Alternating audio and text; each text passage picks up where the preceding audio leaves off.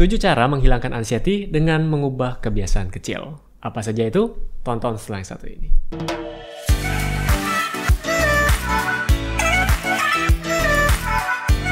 Halo Sobat Sehat, jumpa lagi dengan saya Dr. Sung. Dan di video kali ini sesuai judul, saya akan membahas cara-cara untuk menghilangkan anxiety dengan mengubah kebiasaan kecil.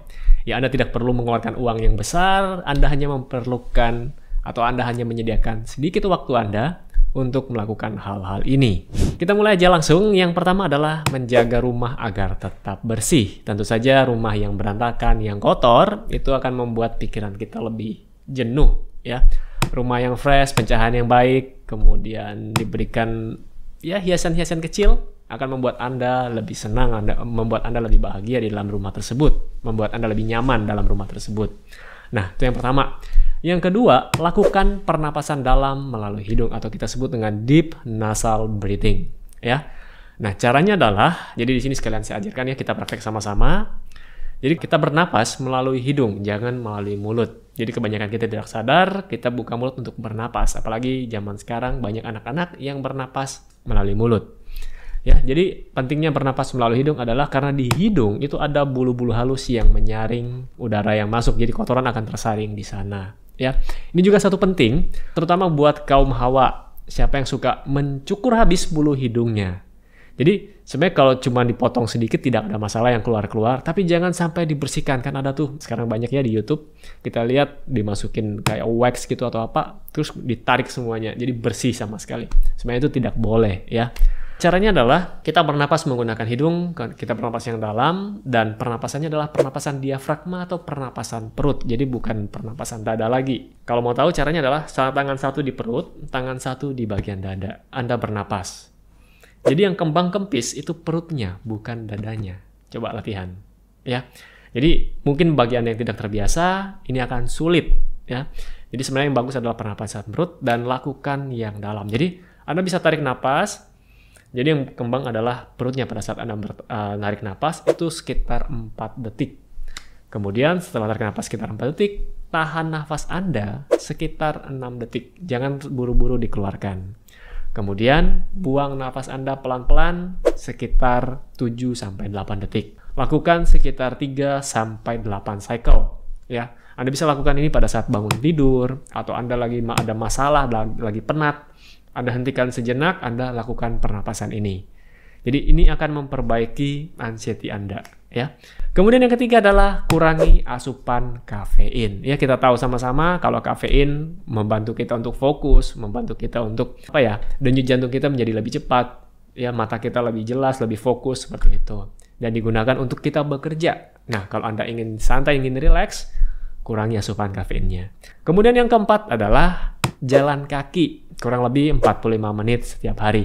Mungkin kalau zaman dulu saya tidak akan menyarankan jalan kaki karena semua orang melakukan aktivitasnya berpindah dari satu tempat ke tempat lain dengan berjalan kaki. Zaman sekarang hampir semua orang punya kendaraan pribadi, ya.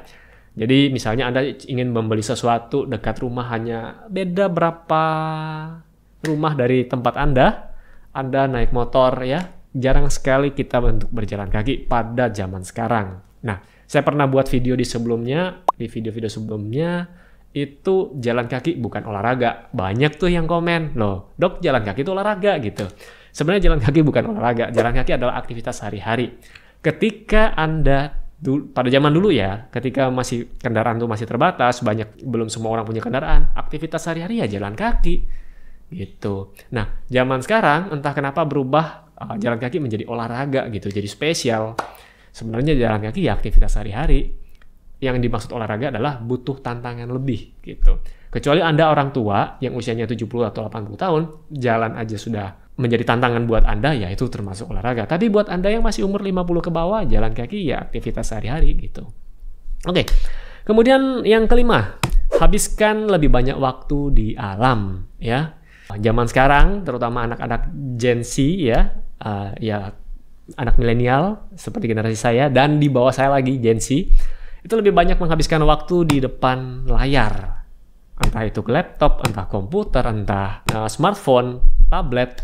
So, kita kurang sekali bersosialisasi di luar perangkat ini. Ya, kembalilah ke alam ya. Jadi habiskan lebih banyak waktu di alam dan kemudian kena paparan sinar matahari juga, itu penting. Ya. Lalu yang keenam, kurangi asupan alkohol. Nah, mungkin tidak semua orang mengkonsumsi alkohol, tapi buat Anda yang sering cemas tapi larinya ke alkohol, coba sebaiknya dihindari. Sudah saya bahas beberapa vitamin, terutama vitamin B, vitamin-vitamin yang larut air tersebut, levelnya akan berkurang jauh dalam tubuh kita ketika kita mengkonsumsi alkohol. Sedangkan vitamin B ini diperlukan untuk syaraf kita, untuk otak kita, ya.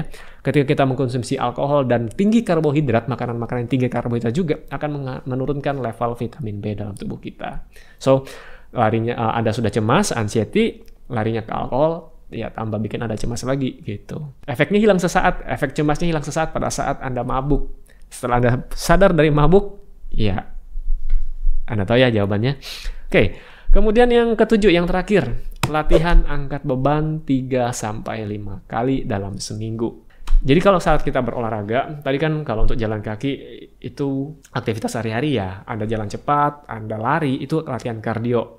Sedangkan Anda latihan angkat beban, ini untuk menguatkan otot dan tulang Anda. Selain itu, otak Anda juga akan menghasilkan namanya endorfin. Nah, endorfin ini seperti morfin, tapi dihasilkan dalam tubuh kita. Ini akan membuat Anda lebih nyaman, tidurnya lebih enak, ya. So, ketika tidur kita lebih enak, stres atau cemas itu pun akan berkurang dengan sendirinya. Oke, mungkin itu saja yang bisa saya sharingkan buat Anda semua terkait dengan kecemasan.